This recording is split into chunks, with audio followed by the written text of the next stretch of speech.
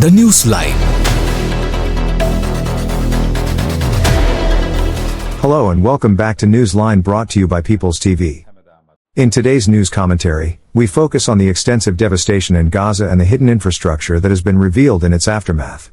Offshore sources estimate that $53 to $70 billion will be required to restore Gaza City, as 95% of its above-ground structures now lie in ruins and rubble. Yet, beneath the surface, Gaza City remains largely intact in a startling sense. A massive underground tunnel network, running beneath civilian neighborhoods, hospitals, UN offices, and other public buildings, demonstrates that Hamas has been preparing for conflict for decades.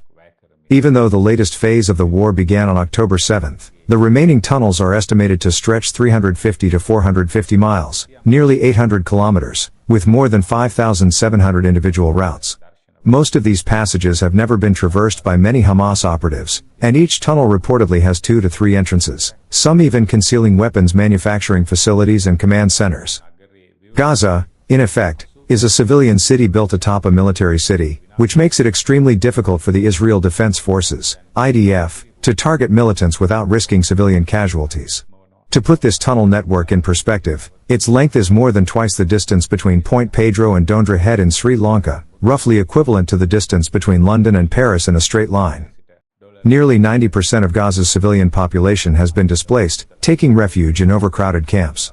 What is striking is that Hamas launched these attacks despite Israel taking no provocative action. In fact, Israel had withdrawn completely from Gaza, supplied water, electricity, and fuel, and left the territory to the Palestinians. At that time, Gaza boasted thriving greenhouses and agricultural infrastructure, providing the potential for a self-sustaining economy. Had it not been for the massacre of October 7th, Gaza would likely still be intact and prosperous today. Hamas has spent billions building tunnels instead of investing in the lives of Gazans.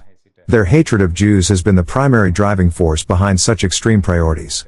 If this wealth had been allocated toward education, healthcare, housing, and economic development, Gaza could rival Tel Aviv in living standards today.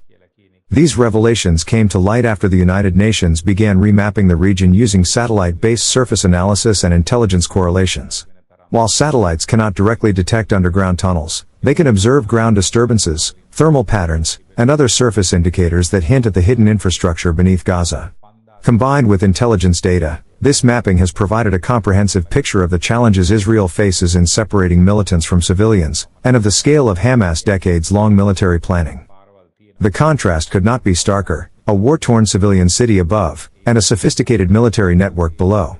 Gaza today stands as a tragic example of how decades of misallocated resources and extremist ideology can destroy the potential of an entire population. If this report helped you see the situation on the ground clearly, don't keep it to yourself.